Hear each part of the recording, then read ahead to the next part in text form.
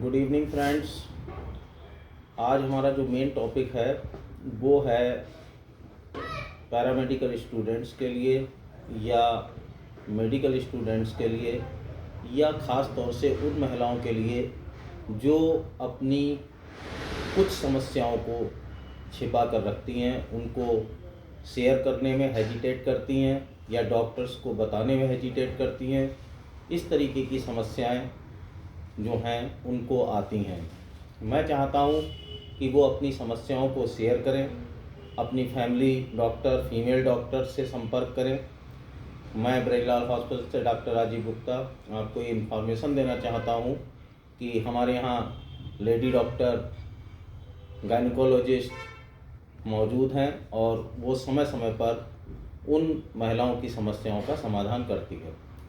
जैसे जनरली एक जो कॉमन प्रॉब्लम्स फीमेल्स में आती है उसको कहते हैं लिकोरिया।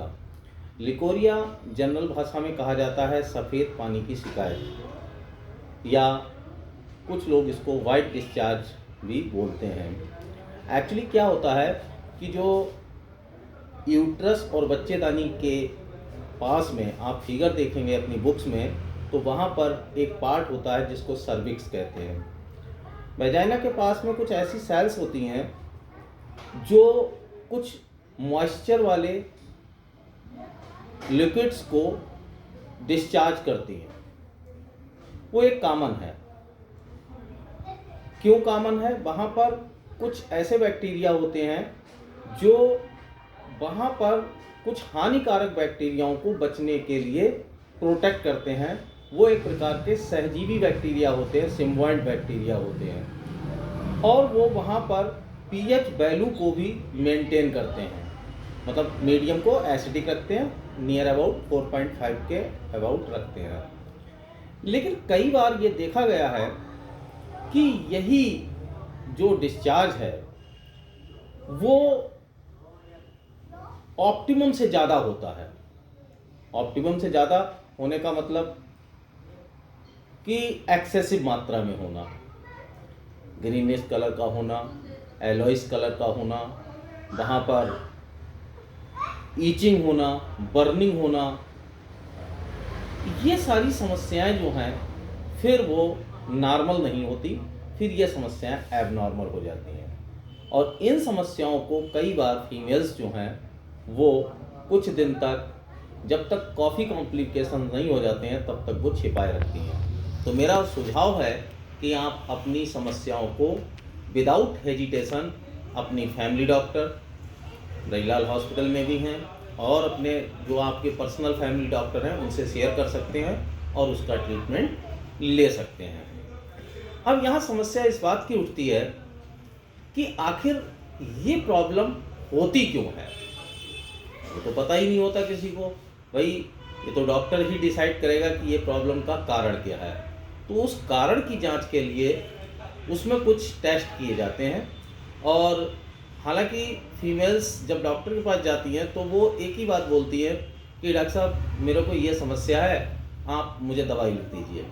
लेकिन जब तक सही डायग्नोसिस नहीं हो, उसका कारण पता ना हो, तब तक ट्रीटमेंट का इतनी इम्पोर्टेंस नहीं हो पाती है, उसका ट्रीटमेंट सही से नहीं हो पाता है।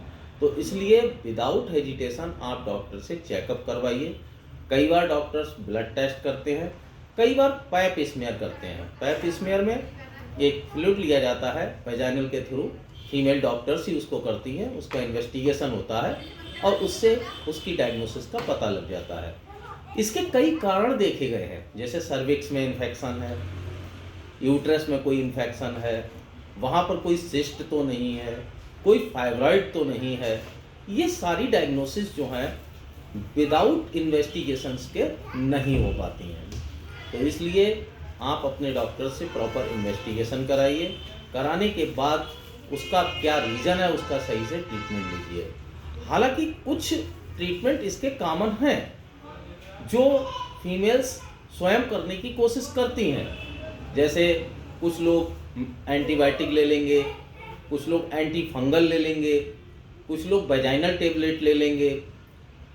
ये सारी चीज़ें अपने आप भी करते हैं, और फीमेल्स भी जब लेडी डॉक्टर के पास नहीं जाती हैं और ये ट्रीटमेंट लेती हैं तो कई बार ये ट्रीटमेंट कंप्लीट नहीं हो पाता, क्योंकि डॉक्टर ही आपको सलाह देगा कि भाई इसमें एंटीबायोटिक अगर मेट्रोनिडाजोल देनी है कितनी पावर की देनी है, कितने दिन देनी है, एंटी फंगल देनी है, इट्राकोनाजोल देनी है कितनी पावर की देनी है, कितने दिन देनी है, वेजाइनल टैबलेट में क्लोट्राइमैक्सोल जो है वो वेजाइनल टैबलेट है कितने दिन तक रखनी है, कैसे रखनी है, ये सारी समस्याएं वो ही सॉल्व कर सकती हैं। हाँ, कुछ चीज़ें ऐसी होती हैं जो हमारे वीडियोस के थ्रू आपको एक जानकारी देंगी, जैसे ऐसे पेशेंट्स को हाइजीन मेंटेन रखनी चाहिए। नंबर 1, हाइजीन मेंटेन का मतलब वहाँ साफ़ सफाई का ध्यान रखना चाहिए। साफ़ सफाई कैसे रखें? आप उसमें कोई भी एंटीसेप्टिक यूज़ ना करें, जैसे डिटॉल है, सेवलॉन है, आप वेजाइनल वॉश के लिए यूज़ ना करें। क्यों? क्योंकि वो कई बार वहाँ पर अच्छे बैक्टीरियाज को, जो सहजीवी बैक्टीरियाज होते हैं, उनको डिस्ट्रॉय करेंगी। तो उसके लिए मार्केट के अंदर कई वेजाइनल वॉश आते हैं, आप लोग तो खैर जानते ही हैं, फीमेल्स खुद भी जानती हैं और डॉक्टर्स भी एडवाइस कर देते हैं, वी वॉश के नाम से आते हैं और भी कई कंपनीज उसमें निकालती हैं, तो उससे प्रॉपर उसको वॉश रखें। दूसरा, जो क्लॉथिंग है, जो कपड़े पहनने का सिस्टम है, वो भी थोड़ा सा मेंटेन रखना होता है। इसमें लूज कपड़े पहनने चाहिए, साफ कपड़े पहनने चाहिए, कॉटन के कपड़े पहनने चाहिए। क्यों? क्योंकि अगर वो टाइट कपड़े पहनेंगे तो वहाँ पर क्या होगा, फ्रिक्शन होगा, और जहाँ फ्रिक्शन होगा तो वहाँ पर इन्फेक्शन के चांसेस और ज़्यादा हो जाएंगे। इसलिए आप लोगों को अपने कपड़ों पर भी ध्यान देना चाहिए। और एक बात ये भी देखी गई है कि जब इसको कोई प्रॉब्लम हुई है, किसी पेशेंट को ऐसी प्रॉब्लम्स आती हैं, तो अवॉइड करना है, जैसे चाय है, कॉफ़ी है, अल्कोहल है, आजकल तो फीमेल्स भी अल्कोहल लेने लगी हैं, इसलिए बताना हमारा फर्ज बनता है। तो ऐसी चीज़ों का इस्तेमाल, ज़्यादा मिर्च मसालेदार चीज़ें, ये अवॉइड करना चाहिए। फिर मैंने देखा है कि लोग ज़्यादातर खाना खाने के बाद ही थोड़ा सा पानी पी लेते हैं, या कभी बहुत ज़्यादा ड्राई हुई तब जब थोड़ा पानी पी लिया। लेकिन अगर ये समस्या हुई है, मैं तो कहता हूँ नहीं भी हुई है, तब भी किसी को 12 से 14 गिलास तक पानी तो पीना ही पीना है। क्यों? क्योंकि पानी एक इस समस्या को हल करने के लिए बहुत ही इम्पोर्टेंट रोल अदा करेगा, इन्फेक्शन को अवॉइड करेगा। तो आपको हमने खान पान के बारे में बताया, और पानी अगर आप नहीं पी सकते हैं तो आप लिक्विड किसी मात्रा में ले सकते हैं। अगर आपको डायबिटीज़ नहीं है तो ग्लूकोज के फॉर्म में ले सकते हैं, इलेक्ट्रॉल के फॉर्म में ले सकते हैं, और डायबिटीज़ है भी तो आप जूसेस, लाइट जूसेस ले सकते हैं जिसमें लेस कैलोरी हो, या मान लीजिए ऐसे वेजिटेबल सूप्स ले सकते हैं। मतलब कुल मिला के आपको लिक्विड की मात्रा को बढ़ाना ही होगा और बढ़ाना चाहिए। अब जो लास्ट बात आती है कि हम इसमें क्या प्रिकॉशंस लें। प्रिकॉशंस लेने के लिए ख़ास तौर से जिस समय ट्रीटमेंट चल रहा होता है, उस समय आप मेडिसिन लेते समय एक तो ये ध्यान रखें कि आपको प्रॉपर हाइजीन मेंटेन रखनी है। नंबर 1, डॉक्टर्स अगर आपको टाइमली जो दवाइयाँ लिखता है उसको टाइम से लें, क्योंकि डॉक्टर जो मेडिसिन लिखेंगे वो फिर डायग्नोसिस के आधार पर ही लिखेंगे, चाहे वो एंटीबायोटिक हो, एंटी फंगल हो, या वेजाइनल टैबलेट्स हो। इस तरीके की दवाइयाँ जो हैं वो डॉक्टर डायग्नोसिस के बाद ही लिखते हैं। और इसमें कभी भी फीमेल को मेल के साथ सेक्स नहीं करना चाहिए, क्योंकि उसमें फिर दोनों को इन्फेक्शन के चांसेस बढ़ जाते हैं। और प्रॉपर इसमें और भी जो कॉन्डम वगैरह का इस्तेमाल भी किया जाता है, वो भी ध्यान रखें काफ़ी दिनों तक।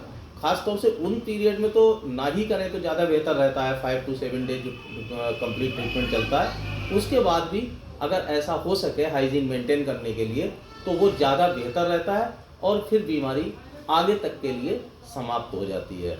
अदरवाइज इसमें फिर बाद में कुछ कॉम्प्लिकेशंस आते हैं, वो कॉम्प्लिकेशंस फिर काफ़ी जटिल समस्याएं पैदा कर देते हैं, जैसे सर्विक्स का कैंसर हुआ, यूट्राइन फाइब्रॉइड हुआ, यूट्राइन सिस्ट हुई। ऐसी कई समस्याएं जो हैं, वो छोटी समस्याएं जो हैं वो बड़ी समस्याओं का रूप धारण करती हैं। इसलिए मैं आपको ये जानकारी दे रहा था। जो भी मैंने आपको जानकारी दी है उसको आप आपस में, अपने फ्रेंड्स में, कोलीग्स में शेयर करें, हमारे चैनल को सब्सक्राइब करें। और अगर आपको कोई चीज़ का डाउट होता है तो आप ब्रजलाल हॉस्पिटल में डॉक्टर प्रियाल हैं, डॉक्टर सुनीता हैं, आप उनसे संपर्क कर सकते हैं। क्योंकि फीमेल्स अपनी समस्याओं को फीमेल डॉक्टर को शेयर करते समय ज़्यादा अच्छा समझ पाती हैं, समझा पाती हैं, और उनको फीमेल्स को, डॉक्टर को अपनी समस्या को बताने में थोड़ा हेजिटेशन नहीं होता है। नमस्कार दोस्तों, यही मेरी आज की इन्फॉर्मेशन थी। नमस्कार दोस्तों।